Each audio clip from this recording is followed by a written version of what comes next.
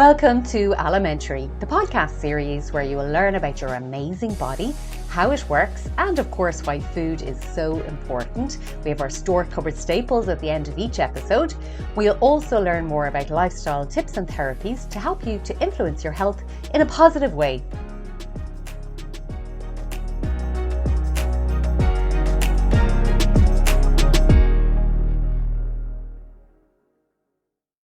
In this episode of Alimentary, we are going to dive deep into the fascinating world of inflammaging, the hidden process which links chronic inflammation to premature aging. Our guest is Dr Ebru Karpuzoglu, a globally renowned immunologist, molecular medicine scientist, and the visionary founder of Aveseena, the pioneering skincare brand dedicated to calming inflammaging and promoting skin wellness through the latest advances in immune science. So we're very grateful to be talking to her today. With over 25 years of groundbreaking research into hormonal immunity, inflammation and longevity, Dr. Ebru has become a leading voice on how our daily lives, from what we eat and how we sleep, to even the media we consume, can trigger or tame inflammation, impacting not just our skin, but of course our overall health. We also chat about the signs that we might not realise are telling us that we have inflammation in our body. Her extensive publications unravel the difference between good and bad inflammation, and she is passionate about empowering people to reconnect with their bodies through evidence-based rituals and mindful self-care. Join us as we explore the science behind inflammaging, uncover the subtle stressors that accelerate aging, and learn practical strategies for building resilience inside and out. So I know that you're going to enjoy my conversation with Dr. Ebru Karpuzoglu. Dr. Ebru, it's so nice to meet you today. Thank you for your time. And I wonder, could we start by maybe going through what inspired you to delve into the field of inflammaging, particularly as it relates to skincare, and also what motivated you to make it a central focus of your work? Sure. So before we hop into inflammaging, I want to explain what it is and Yeah. also make a side note on inflammation because these days people are scared with the word inflammation because, fear sells, right? However, inflammation is not bad. We need to make the distinction of which inflammation is bad for us, which inflammation is good for us. So the acute inflammation, when your body sees a microbe, inflammation goes up, destroys it, and then comes down and starts the healing process and, goes into the sleeping mode until it's needed. However, the chronic inflammation is always on. It cannot go to the healing space. Inflammaging, on the other hand, is a lower grade of inflammation than the chronic inflammation. However, we can define it as a low grade, micrograde, yet again, it's a chronic inflammation. And it causes premature aging. That's why it's a combination of two words, inflammation plus aging, inflammaging. So how did I go into that field? So it came both from the lab life, my research, and real life. So, as an immunologist, during my PhD and my scientific work, my focus was deeply on hormonal immunity, which means how the hormones estrogen impact your immune system, why women have stronger immune system, or why do they get more autoimmunity. So I spent 2 decades nearly working on this, on how inflammation and these hormonal fluctuations and estrogen can affect the body.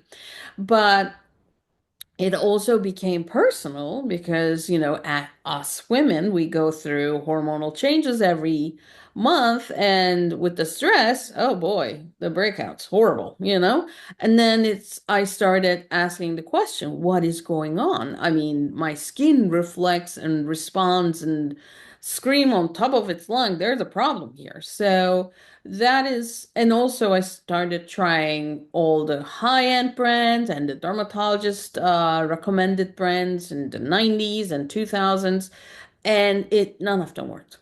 None of them worked. And then it clicked, and there is this missing link. between the internal immune balance of the skin and how it visibly manifests on the skin.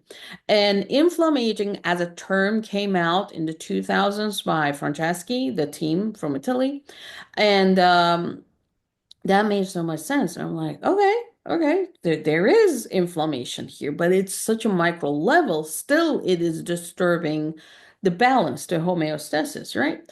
So, that's how it started. And this silent enemy, let's call it, it's silent. It hasn't been addressed in the traditional skincare. So that is how I decided to change that and made my central focus of my work. So I presume then that because the inflammaging, while it's low grade, if it's chronic, that's why it maybe affects us more the older we get because it's been going on for longer. Exactly. So, as we get older, yes, we get more inflammaging because, your immune system is getting old as well. However, there is external factors when you're still young, when you're 20, 30, still, if you have a very stressful lifestyle or you're working at a very stressful job day in, day out, or let's say you're an MD and you have to have shifts nonstop for 15 days. How does it work? Like, how does it affect the body? Not a good way. So there is the inflammaging there too. So nobody's immune from inflammaging. So another way of explaining inflammaging on a visual basis, think like a smoldering fire. It's there. It's doing its damage. It's not burning it down right away, but it's smoldering there and doing the damage. So you don't feel the hurt. You don't feel the flare up, maybe, but it slowly degrades the tissues, damages cells, weakens immune defenses over time.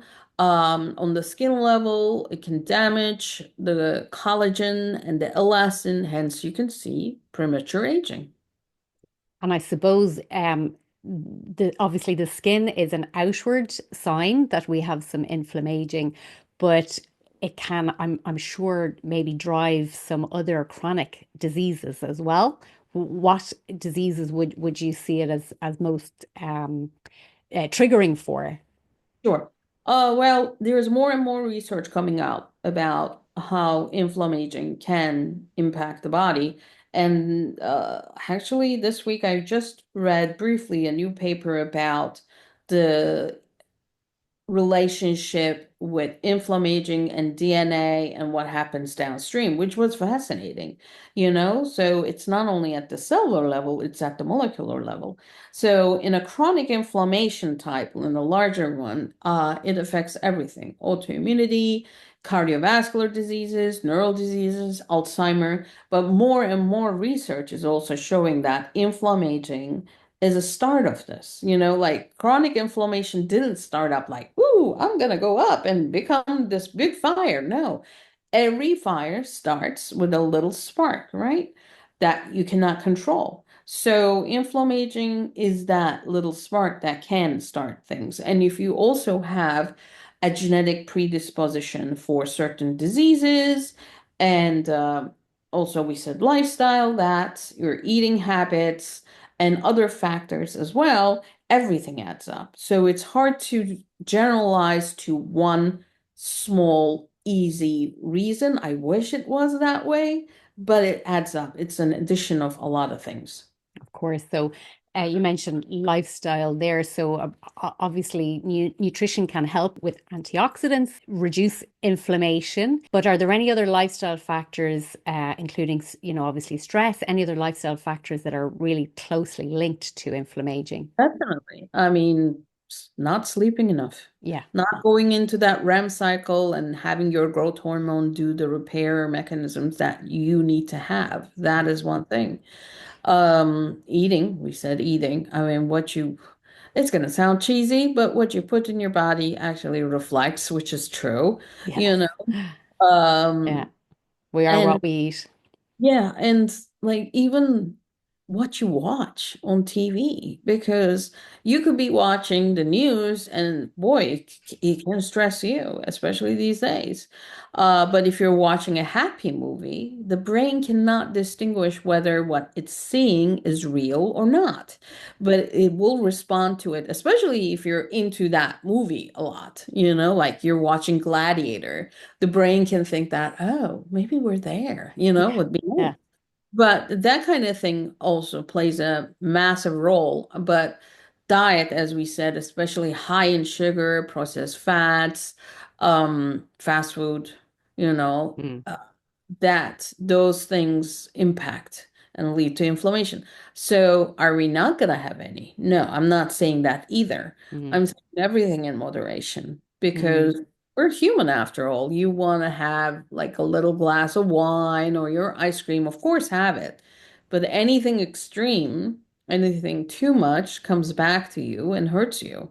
Exactly. And if we're nourishing our body with foods that particularly help to, obviously, the antioxidants to help reduce inflammation, but also support the liver, because those excess hormone imbalances, which stress can certainly impact. And then for us women, our cycles, perimenopause, menopause, all of that, we need a healthy liver to be able to deal with excess hormones and everything too. So diet can play a huge part in Exactly. managing it. So you mentioned some of the foods there. I suppose the typical, the trans fats, sugary foods. They certainly drive inflammation and stress because it's a stress on the body.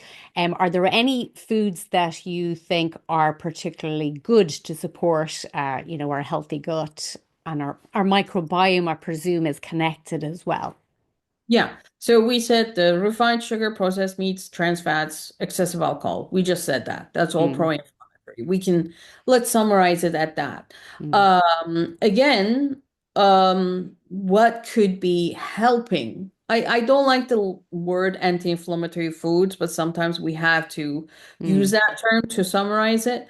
So omega-3 fatty acids from good fish, clean fish, polyphenols from berries, green tea, olive oil. I love a good olive oil, by the way, Oh love yeah, it. yeah.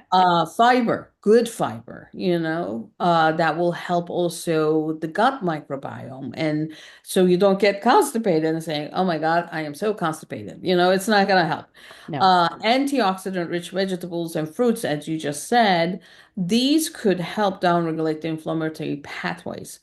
Also, water. We forget to drink water these days, Mm. you know? Definitely drink your good water. Try to stay away from soda and, carbonated drinks. It's okay to have it once in a while. If you can have real mineralized sparkling water, that's even better. But then again, everything in moderation. So I like the Mediterranean diet. It's a great template. It's low in sugar, but the sugar is mostly coming from fruits, a little bit of honey. If we also combine, let's say, carbohydrates as sugar, that comes from good bread, not white bread, but whole wheat bread. It's high in healthy fats and it's rich in also anti-inflammatory herbs like turmeric, rosemary. You can use ginger. I love mint. I love yogurt, by the way. I like to place some mint on the yogurt and put some olive oil and have a toast. It's extremely good for the stomach, especially if you're having a stressful day, Yeah, so definitely. Yeah, all of those good whole foods, really, isn't it? You can sort of, as you Yeah, say, keep it simple. And I presume exercise is important as well to keep that lymph flowing, to keep the skin clear. definitely. Yeah. So before we jump into that, I want to note something about the gut microbiome because exercise also supports the gut microbiome. Yes. So the recent studies show that gut is a big participant in our immune system. So around 70% of our immune system cells live there. And they're constantly sampling what you eat, what you absorb. So you have the good foods, right? So it's passing through your gut. Your immune cells are there like, what should I get here? Is it bad here? So but if you disrupted your gut microbiome, this could be with food or overuse of antibiotics. This can lead to leaky gut or other problems where the bacteria and toxins start sneaking into your bloodstream and trigger systemic inflammation more than inflammation, right? So by supporting eating the right foods, you're feeding your microbiota and also helping yourself. Let's go back to the exercise. So exercise will help your gut because you're not sitting all day. Because if you sit all day, sometimes we have to because working, you get constipated. When you're constipated, it's harder on the gut microbiota. Biota. So when you're exercising, you're taking care of that, you're downregulating the stress, and also you're increasing your endorphins at the same time. Even 5 minute walk outside or, like going up and down with the stairs, that helps. So definitely, we need exercise because this body wasn't designed evolutionary to sit all day. And unfortunately, I'm preaching to the choir here and myself. I have to sit sometimes all day due to meetings and Mm. Same and as all that. Yeah. that and all that. So it's not good. No, and I don't like have a Fitbit watch or anything like that, but sometimes I do check my steps, say on my phone, and sometimes I'm horrified. Like you'd be lucky if you're sitting at your desk all day, you'd be lucky to get in 2,000 steps. Oh Just yeah. and I mean I know the 10,000 is just a guideline. It's not, not everybody's going to do 10,000 every day. Some people will do more, but just to sort of remind myself every now and then that if I am having a day at my desk, that I need to really put in a bit of effort to get my walk in that evening, or even get up, if you can remember to get up every hour or every hour and a half or whatever, and just even if it's squats or stretching or something, just to keep the lymph and the blood flowing. Oh yeah. But it's getting harder and harder to take that 10,000 steps because it was Yeah. like, yeah, I need to do the 10,000 steps. How long it's gonna take? It's gonna take maybe an hour or Mm, two. And if you have a family, if you have kids, and you also have to take care of them and the work, when are you going to put that 2 hours? Where are you going to squish it? And you have mm, to sleep too, by the way. yeah.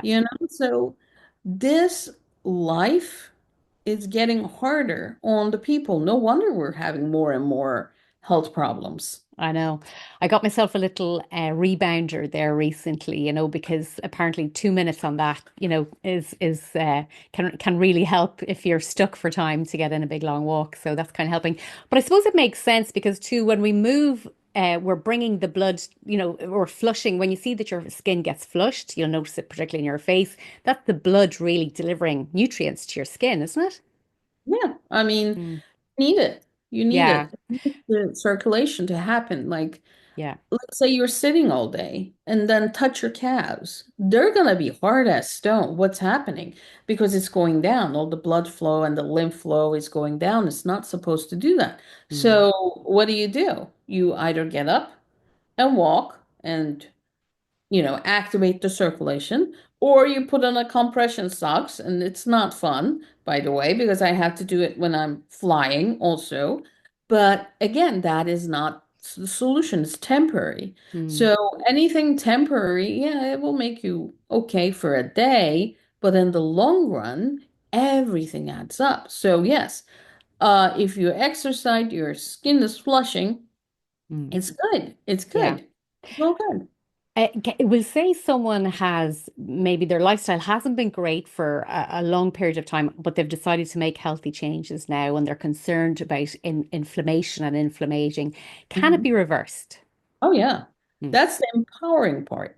Yeah. Inflammaging is not your destiny. You have control. You are the captain of your own ship. We can't reverse the time, unfortunately. I would love to. I would love to go back to when I was 20, man. Yes.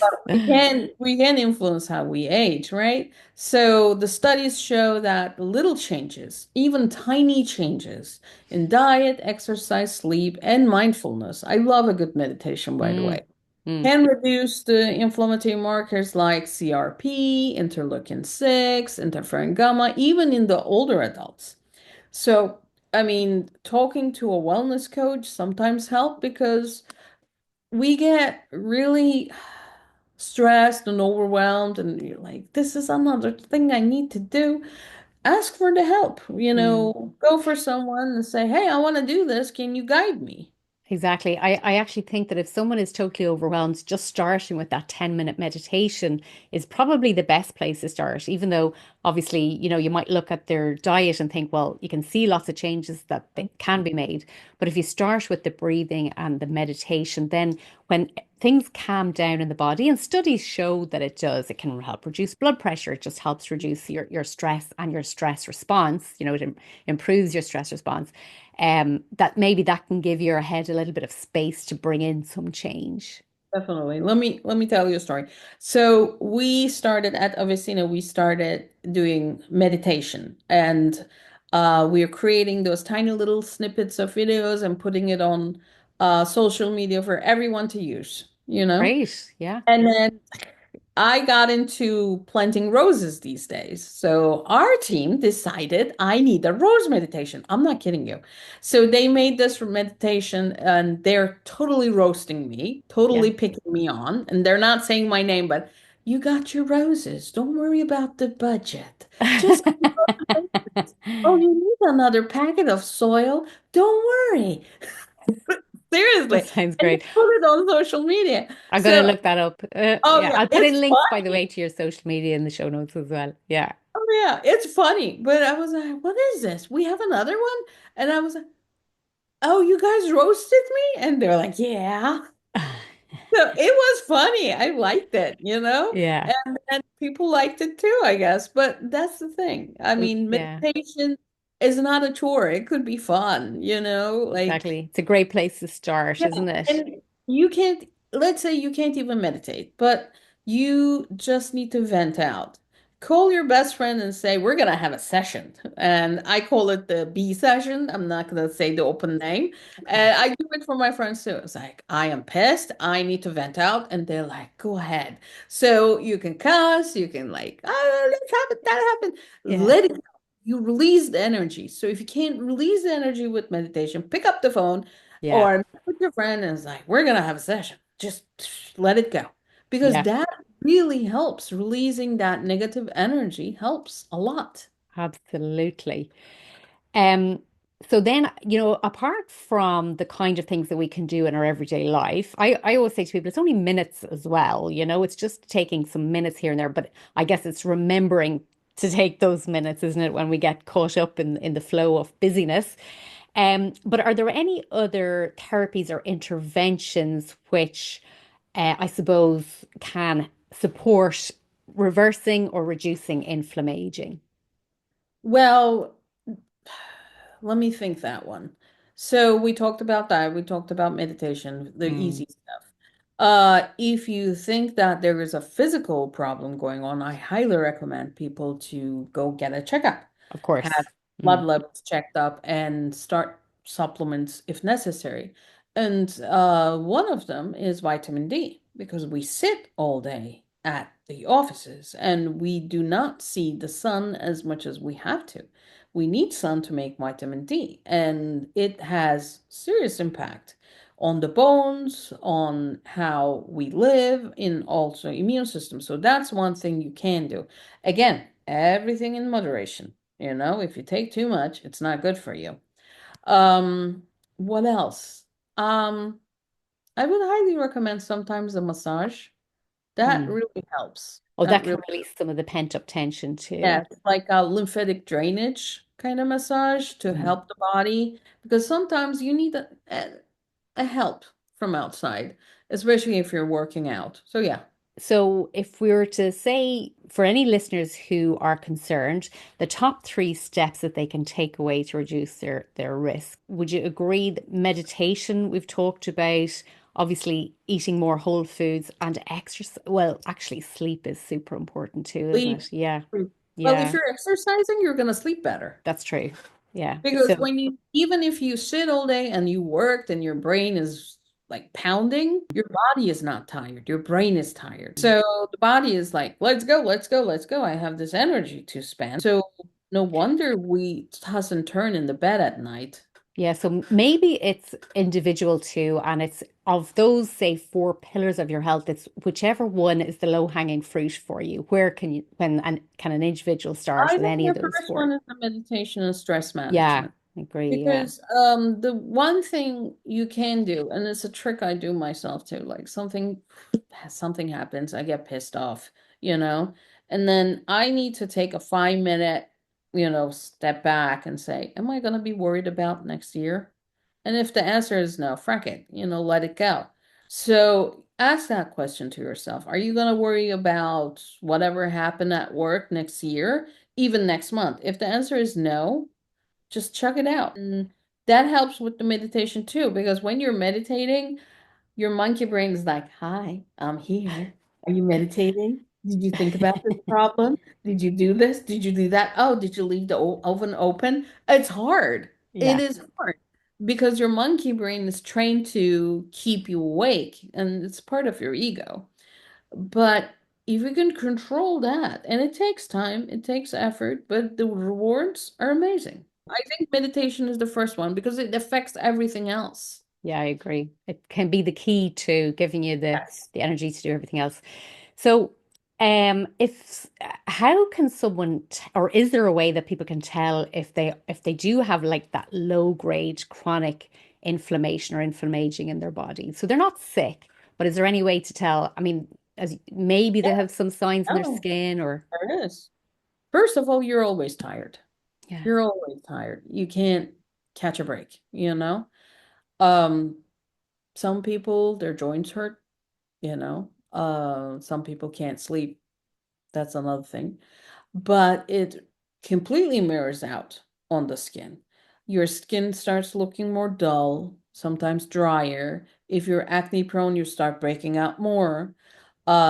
You start seeing all signs of premature aging, which is wrinkles and fine lines, around the eyes, between your eyebrows, loss of moisture, loss of hydration, definitely.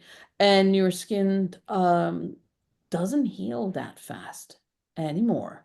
so you get It's a cut or something and it's not yeah. healing. Yeah. Yeah, especially when you start going into perimenopausal stuff. Like when you're younger, it's easier to bounce back, easier to heal, of course, because your metabolism is great. You can manage the signs of inflammation better, but as you get older, the 30s, the 40s, the 50s, 60s, it's getting harder and harder. So then you have to listen to your skin talking to you because it's really talking to you because it needs help. Like if it's breaking out, you're getting redness, you're getting irritations, basically like, hey, can you give me a hand here? I can't handle this anymore. Something is disturbing me. So like how they say universe talks to you in different ways. Same thing. Your body Yeah. talks to you and your skin talks to you in different ways. You just need to know the signs. And also then while you can look at the products that that you're applying topically, you also need to understand what's happening internally Exactly. and get to the root cause. Yeah. Exactly. I do not recommend using too many products. Mm. Try to choose a cream or a serum or an oil that's multitasking, multi-targeting several symptoms instead of one. Of course, for the big companies and the luxury brands, big luxury brands, houses, they of course like one hero ingredient to solve one problem because you end up buying five different products to solve five problems. But a good formulator, and that's how the indie brands were born, right? Can resolve several problems in one product. You can do that. And you can keep it effective and in keeping the sensitive skin happy. Because one of the other symptoms of inflammaging, signs of inflammaging, is sensitive skin. I mean, you could be okay yesterday, but it doesn't mean that you're not going to be sensitive today to something else because that is the internal structure, internal struggle reflecting out, and it can't handle anymore, you know? Yeah. I suppose are there common misconceptions about inflammaging or inflammation that you would find people ask you about? Sure, definitely. So as inflammation has been pushed into this bad guy position, and as we explained, it's not bad, it's Mm. the type we need to discriminate. There are some brands trying to tag along with this fear mongering. like saying, oh, we're an anti-inflammatory skincare. I'm like, how are you anti-inflammatory? Because when you look at your immune system, think like a seesaw, okay? The inflammation and anti-inflammation needs to be in balance for everything to work. So if you're completely anti-inflammatory, who is going to defend you against the viruses and the microbes that are coming into your body? Are you going to be autoimmune? Because sometimes autoimmunity comes with the anti-inflammatory cytokines, and that increases. So that is my pet peeve. I mean, if you're going to use the terminology correctly. Mm. There could be anti-inflammatory ingredients. Now, that is a different thing. It could help with the inflammation and in an anti-inflammatory way, but a product cannot be anti-inflammatory. It cannot shut down inflammation in your body. And if it does, well, you're gonna die. You're gonna have a Yeah. problem. Yeah, It's about so ha yeah, it's about having an appropriate inflammatory response, isn't it? When yeah, it's needed. Yeah. yeah. You need Because your body to work as it is. It's the exactly. homeostasis. It needs to be in homeostasis. It needs to be in the balance. So you mentioned earlier about if you get, say, you get a cut, and so we need inflammation when we say get a, some sort of damage. Inflammation comes to protect the area, as you say, while the healing is going on, and then we need the Yes. inflammation should stop. But so yeah, so it is more about having an appropriate inflammatory response, and that comes from balance for sure. So in relation to your own work, then, Dr. Ebru, like what areas are you most excited about? Would you like to maybe tell us a little bit about that? Sure. I mean, right now with our brand Aveseena, we're more focused on the skincare and how we can help with the signs of inflammaging. And also we came up with a candle line because the clean wellness candle line, because your environment, your mental status impacts how you feel, and that feeling can change your immune responses, actually. So we're going into more that route. There's newer research coming out, and very good new peptides are coming out. So we will be integrating into our products soon. So that's another thing. I love reading the new research, and I love seeing, okay, we have this interesting thing, for example, an ingredient, but one paper is not enough. I want to see the rest of the scientific research coming and supporting that finding. So I like that. And another thing I like is now the beauty industry is going in and saying there is a neurological aspect of beauty, there is an immunological aspect of beauty. So it's not only on the surface, only on the dermatological aspect of things anymore, because we are an open system. We're not a closed system. Mm, Like this, it looks like we're ending at the edge of our skin, but it's not. You feel everything. Like even someone gets into the room and they're very negative, your back of your neck goes up, right? And that you feel everything. The mm. skin feels everything and responds to everything. So that excites me. The new research, the new understanding, and even the bigger brands, the mass brands are trying to catch up. It's like, oh, there's something here. And I'm like, seriously, you had all this money and all this research and you didn't catch up? They don't have one immunologist on their board, not a neurologist. No, none. Just cosmetic formulators. And I love them. I love formulating too. But now it's a bigger world. It's not only the surface. The surface impacts inside, inside impacts outside. So we need to think it as a whole, the mind, the body, the skin axis. That Yeah, excites me a lot. yeah. We're going to see a lot of changes. I think it's a great diversification that you're doing into the other products, because when you do smell something nice and you want it to be good quality, you don't want to be inhaling chemicals, it can change your mood Oh yeah. completely. I mean, one of the candles we have is Cruel Saint. Okay, the name is Cruel Okay. Saint. It reminds me of James Bond. I'm not Oh, kidding. okay. Well, I'll have to James try that one. Bond is walking on the beach on Cuba. You want to love him. You want to slap him. He's cute, but he's cruel. It reminds me of that. That's why the name Cruel Saint, because It's like, oh yeah, he's really nice. Nah, you don't want to marry him. You know? But hence Depends induce. which James Bond, of course. Oh yeah, I Yeah. mean, Daniel Craig was great as James Yes. Bond. Yeah. Or Sean Connery. Yeah. Oh, Sean Connery is Yeah. awesome. Yeah. Yeah.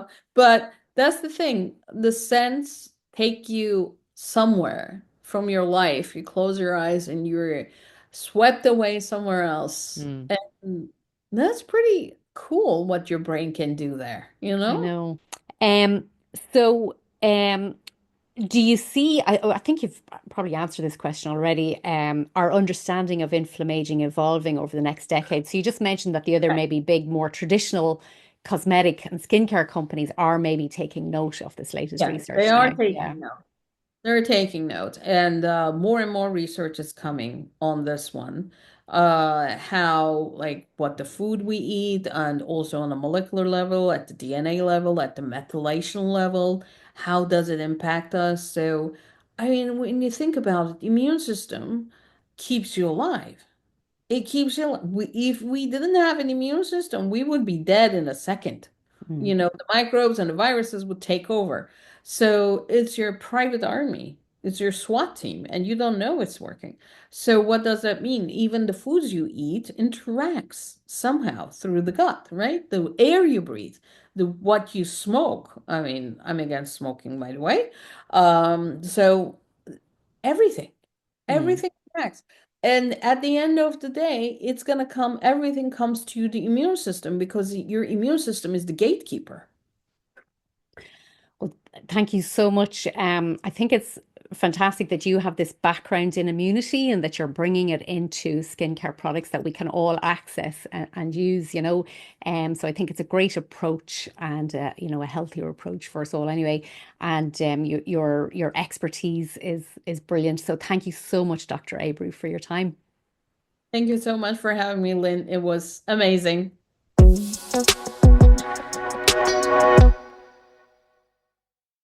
My thanks again to Dr. Ebru for giving us her time and sharing her expertise and experience around inflammaging. So, moving on to our store cupboard staple, in this episode, we are going to focus on cold pressed extra virgin olive oil. Now, olive oil is more than just a flavourful addition to our meals, it is a powerhouse of nutrition and wellness. When we talk about cold pressed, this means that it's made by mechanically pressing olives at low temperatures. And this process preserves the oil's natural nutrients, antioxidants, and aromatic compounds. This sets it apart from refined oils, which use heat or chemicals which can damage the oil and change the nutrient profile. Throughout history, the olive tree has been a symbol of wisdom and peace. So, hence the extending the olive branch metaphor, you know, when we're trying to make up after a disagreement or a row. Olives may have originated back as far as 3000 BC or even earlier in Crete and were brought to the American continents around 1400s by Spanish explorers. Olives and olive oil have been a staple of the Mediterranean diet, and thanks to medical research, which proves its health benefits, they're now widely in demand all over the world. So, what makes cold pressed extra virgin olive oil so special? Well, it is rich in heart healthy monounsaturated fats, particularly oleic acid, which helps to lower bad cholesterol and supports cardiovascular health. It also contains essential omega 3, just a little bit of omega 3, omega 6, and omega 9 fatty acids, which play crucial roles in regulating our blood pressure, supporting the immune system, and maintaining healthy cells. Because remember, the skin of our cells, the wall of our cells, you know, they really need healthy fats in our diet to maintain their integrity. But the benefits don't stop there. So, cold pressed extra virgin olive oil contains vitamin K and antioxidants like vitamin E and polyphenols, including oleocanthal, a compound with powerful anti inflammatory effects. And these antioxidants help to protect our body from oxidative stress, which is damage to our cells. And this then is linked to aging and chronic diseases such as heart disease, diabetes, and even neurodegenerative conditions. So, some studies suggest that the polyphenols in olive oil may support our brain health and potentially reducing the risk of cognitive decline as we age. And our brains really need healthy fats in our diet because they're actually made up of 60% lipids. Lipids are fats. So, Drizzling a tablespoon of olive oil over your salad is actually really helping your brain as well as your overall health. When we're cooking, olive oil is really versatile. So, of course, we use it in our salad dressings.